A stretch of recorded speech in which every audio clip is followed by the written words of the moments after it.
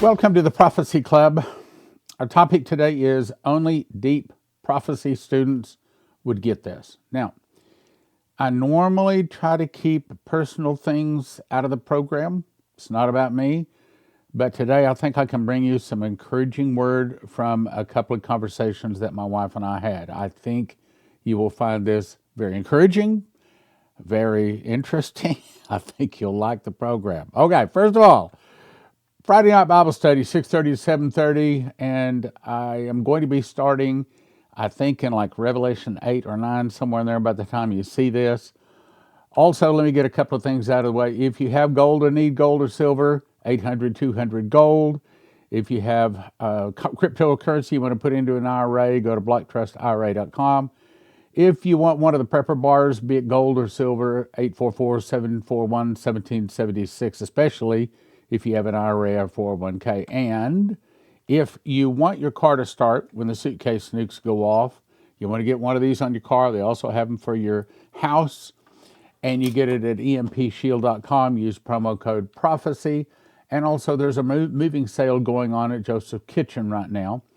And they encourage you to have churches place bulk orders so that they're going to be able to provide for a lot of people in their church in this upcoming food shortage. What you do is order a machine package, then you order food for one person a year, 2 people a year, 4 people a year, 6 people a year. I recommend this one. Get yourself some food. Okay, so now I'm going to be talking about some personal things today. And so I don't want you to get the misunderstanding. So let me give you a couple of disclaimers. One, God has not told me that the events I'm about to talk about will happen this year as in 2025. So I cannot say they'll happen in 2025, but obviously that is what I am suspecting.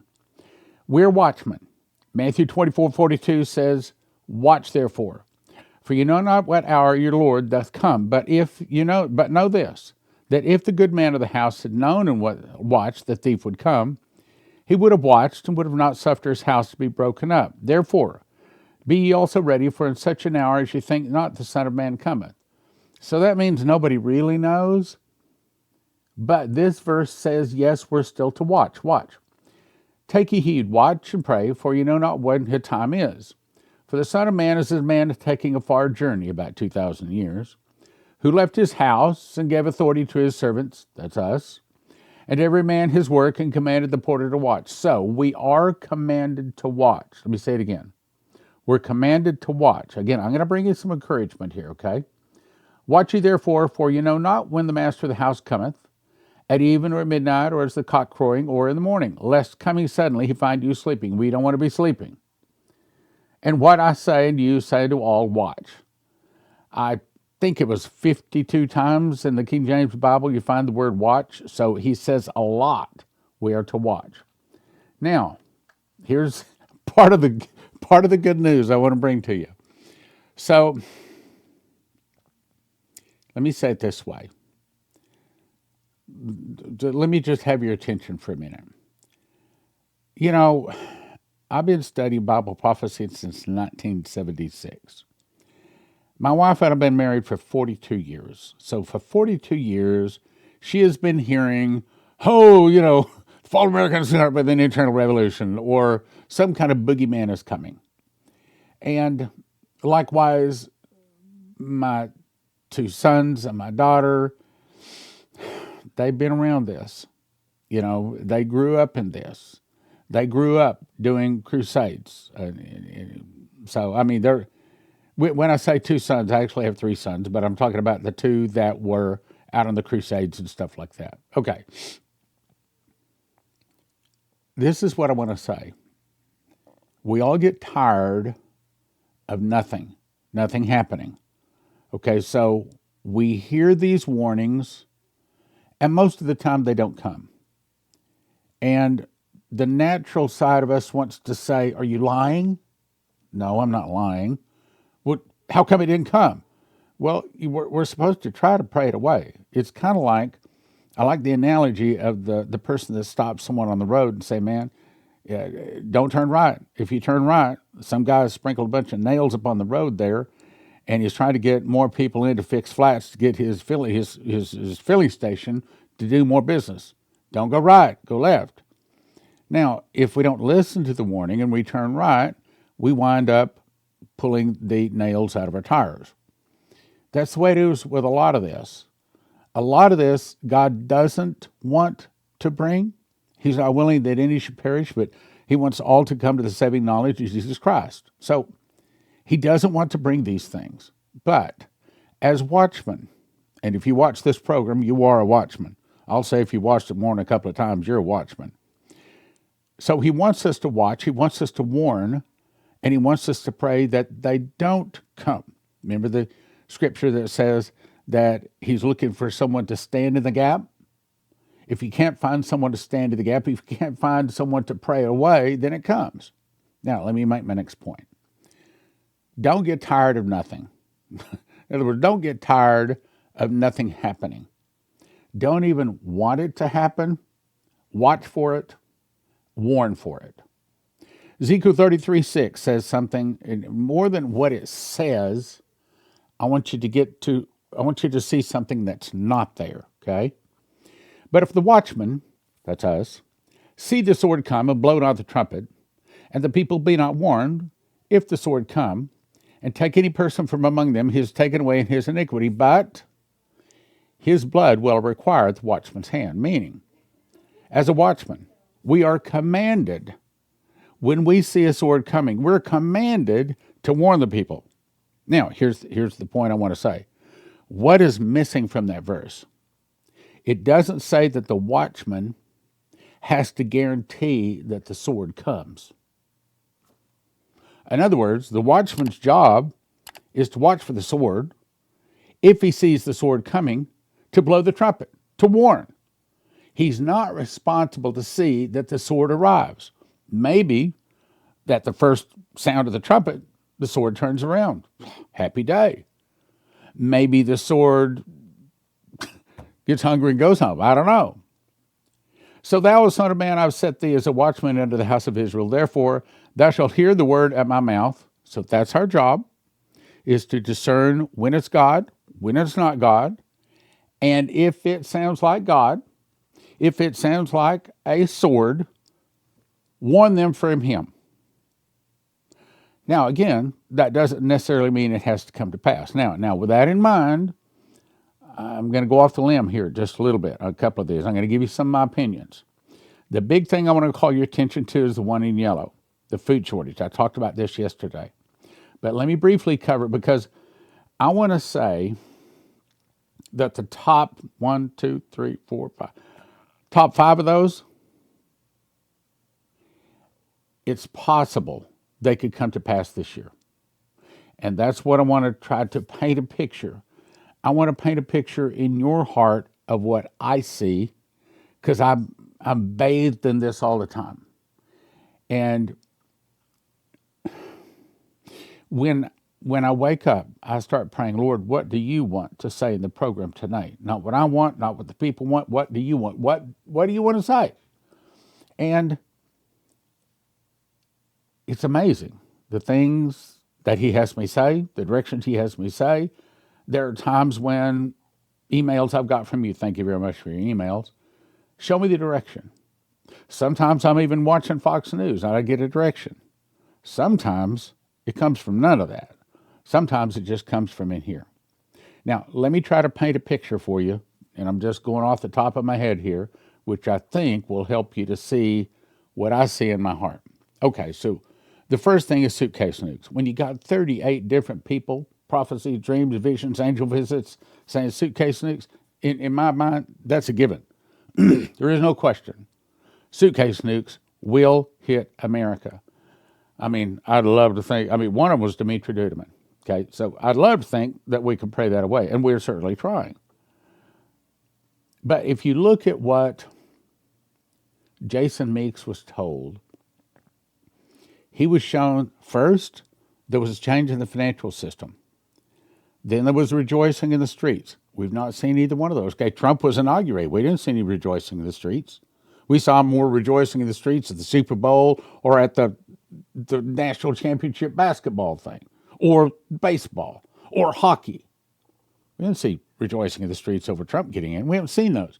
We haven't seen a financial change. I'm talking about a change of currency. We have not seen people rejoicing in the streets. The next thing he saw was a suitcase nuke going off. And I want you to remember those three. I want you to remember those as we go through it. Second thing, a meteor, tsunami, and earthquake.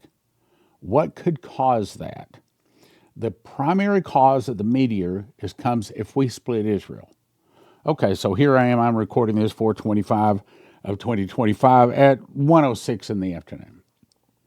Right now, there's a big negotiation going on between Russia and Ukraine.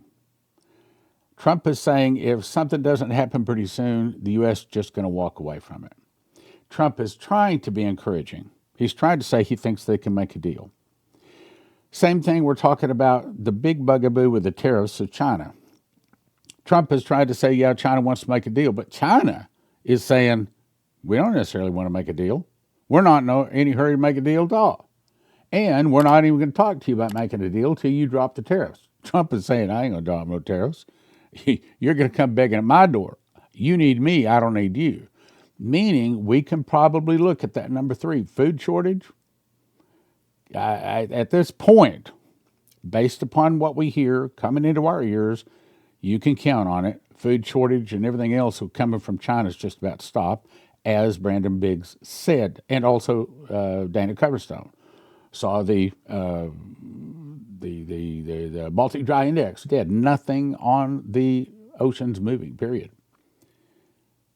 The meteor, tsunami, earthquake, that could come on or before June 1st. Now, I didn't say it will, understand. Everybody seems like it's always looking to find somebody that's trying to warn them where they missed something so they can throw the whole thing away. So I'm trying to be very careful and not say things I think the Lord has told me is coming. He has not told me any of this. Believe me, I've asked. I was asking last night, Lord, I need more information. He just won't tell me. Could we see some kind of a deal between Gaza and Israel this year? Sure. I mean, because Trump is the big peacemaker. At least that's what he says he wants to be. He's working with Russia and Ukraine. He's working with Iran. And if he's working with Iran, out of that could come through the Abraham Accords. All of a sudden, we didn't hear anything in the news, and all of a sudden, they have some kind of a deal. And that deal, according to Saudi Arabia and most of the Arab world, says you got to have a two-state solution. You got to split Israel. You got to give the Palestinians a state. Well, right now, Trump is saying, you're going to make a deal, Iran, or I'm going to bomb you off the map. There's 2 ways this can go. Either you make a deal, or I'm going to bomb you and take out your nuclear facilities.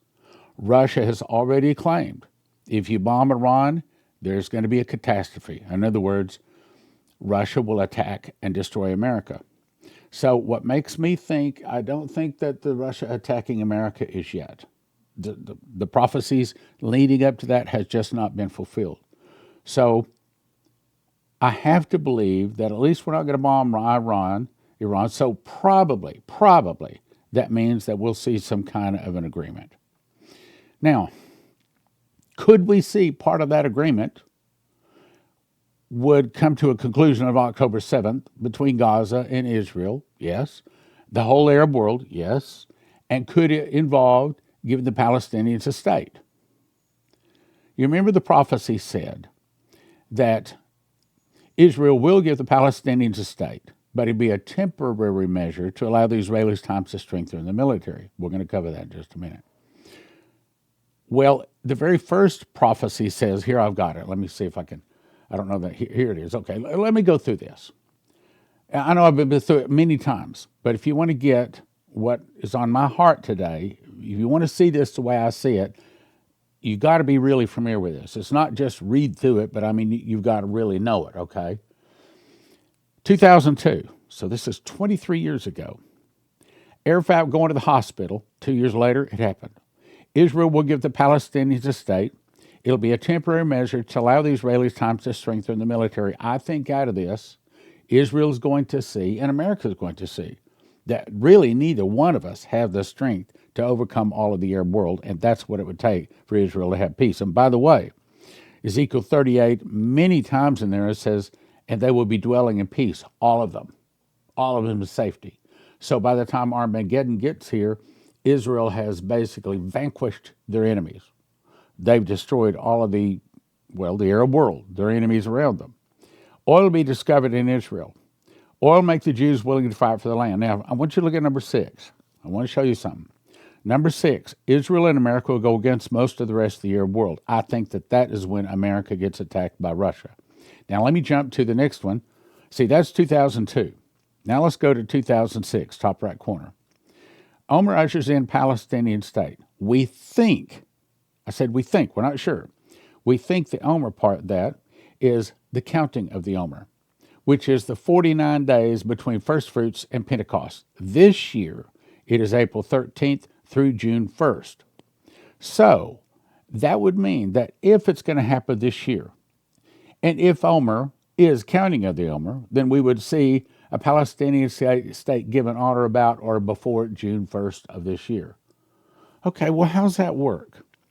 Could it be that we would see that then? Yeah, very well. Okay, so here we are, the 25th of April. So we've got basically 5 weeks. In the next 5 weeks, is it possible that all of a sudden Russia-Ukraine gets solved? All of a sudden there's a deal with Iran? Part of that Iran deal is Palestinian state. Could we see that in the next 5 weeks? Bet your bottom dollar, absolutely. We could. Now, I'm not saying we will see it. I don't want to lose my credibility. I want to be careful to know that the things that I've said are accurate.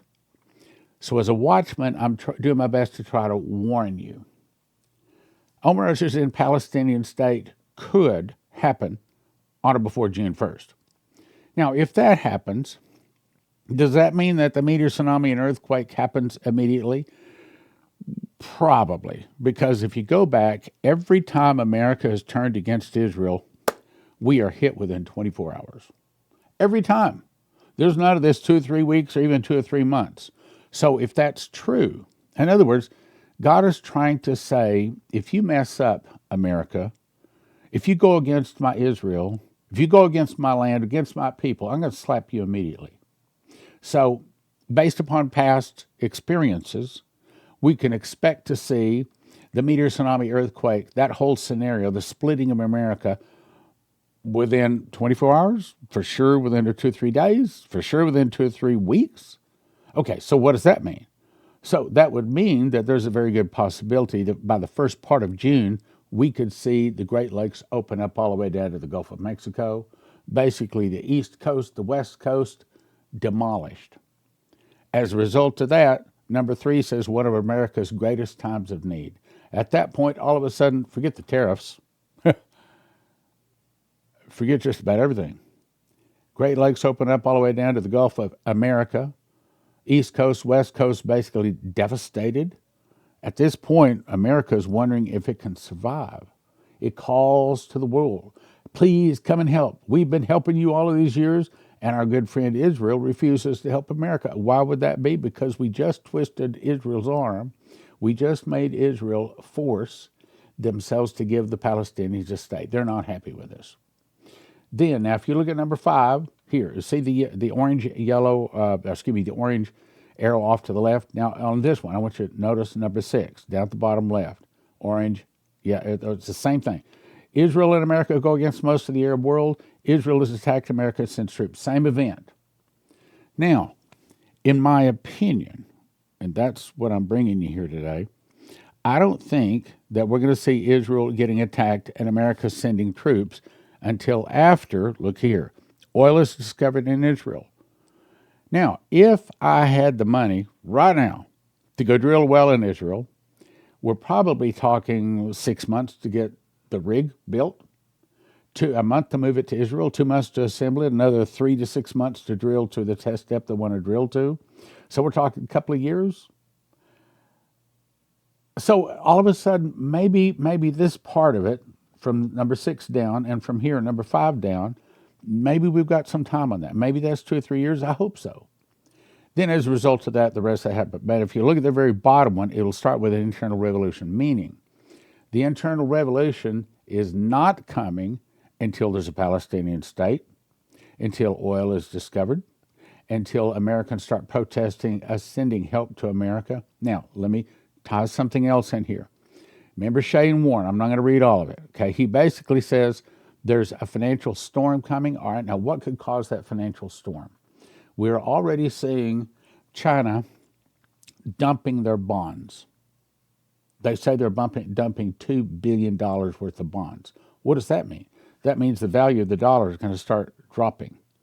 And it's not just China doing it, there's several other nations doing it. That could cause a financial storm. And then in the middle of that financial storm is when the earthquake hit. And that financial storm had to do with devaluing the dollar, and that's what brought protesting out, and financial riots. That's what I'm going to call them, financial riots. So is there anybody protesting Doge right now? Okay, let's look at the next thing. That causes silver to skyrocket. What's just happened to gold? It's now up to, what, 3,400 an ounce? That's crazy, okay? And by the way, the price of gold does not go up. The price of gold stays the same. But it's the value of the dollar that goes down. So in 1999, when the value of gold was $200 an ounce, which was still very, very high, but now it's pretty close to $3,500 an ounce. So that means in those 25 years, you've seen the value of the dollar fall that far. That's a lot. Then we've watched Doge fire people. We've seen people quit. And there's some 2 million, just 2 million people from government laid off. Yeah, they're going to get food money through, what about September? Some of them, I believe, is October. So very soon. Okay, then we got 20 million immigrants that have been getting taken care of by the Biden administration. They've been getting put up in nice hotels and fed and given credit cards at $5,000 on a credit card. But now Trump has stopped that.